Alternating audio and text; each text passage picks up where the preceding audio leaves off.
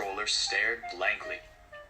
Did you say 2 engines, Inspector? Yes, sir, replied the inspector. They've, lost their numbers, sir. Indeed, Thundered the fat controller. we'll see about that. The island of Sodor was busier than ever, and the engines felt rushed off their wheels. The fat controller arranged for an engine from Scotland to assist with goods work. It was most surprising then when he found 2 engines waiting in the yard. Good day. He muttered. Good day to you, sir, They replied in unison.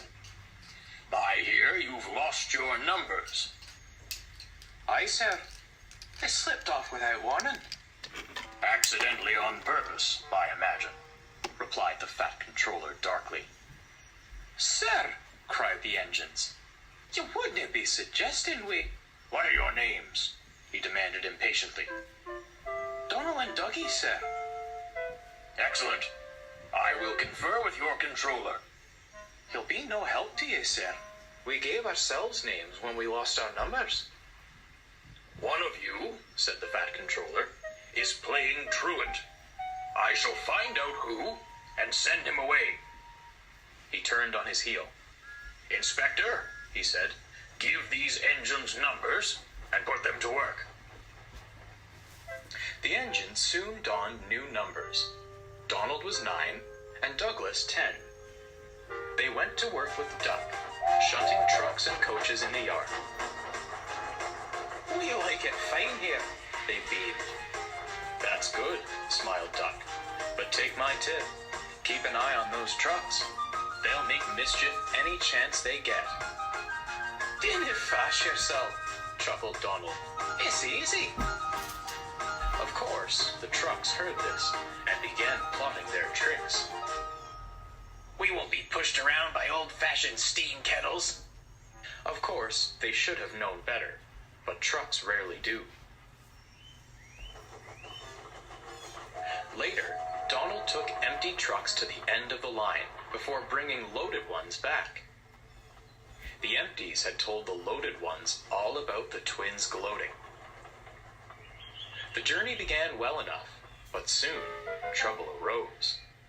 Brakes began slipping on, and one truck ran a hot axle box.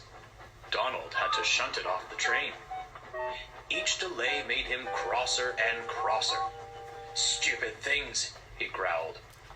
What does he know? Tittered the trucks. An old kettle like him is no patch on us. Later, Donald stopped just before Gordon's Hill, so the guard could tend to the wagon brakes. When all was ready, he started with a will.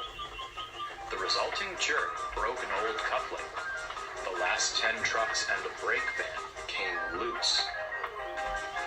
Feeling the snap, Donald's driver looked back. Trailing behind, but gathering speed on the hill, he saw the remainder of the train. We've got to keep ahead of them, Donald, he shouted. I just hope there's nothing at the platform at Edwards Station. But we're meant to stop there and leave some of these trucks, replied Donald. If those devils you call trucks catch us, remarked the fireman grimly, there'll be nothing for us to leave. They'll knock us off the rails. But what are we waiting for? cried Donald, and he surged forward as the driver threw open the regulator. Donald raced down the line. The guard, braking in his van, could only do so much. The trucks were getting closer and closer. Edwards Station loomed in the distance. Thankfully, their line was clear. Whistling frantically, Donald whooshed past the signal box, whistling like a banshee, with the truck screaming in fright behind him. The signalman sent a warning down the line. All traffic halted. Then came the trucks. To the relief of the signalman, they had slowed to a crawl, stopping just before his box.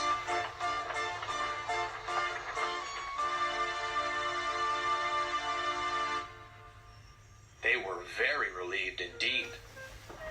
When he was sure it was safe, Donald reversed back to Edwards Station. He bumped the trucks fiercely when he got there. Will there be any further trouble? He growled. The trucks had scared even themselves. They were speechless. Another voice spoke in their place. I should hope not. Donald jumped. It was the Fat Controller. I suspect the whole island knows of your escapades, with the noise you were making. Sir, Stammered Donald. I... I appreciate your efforts to warn of the danger, Interrupted the Fat Controller. but I have to wonder how that coupling broke to begin with. Judging by how I just saw you handle those trucks. He trailed off sternly. To add to that, you have caused considerable delays down the line. This won't do at all.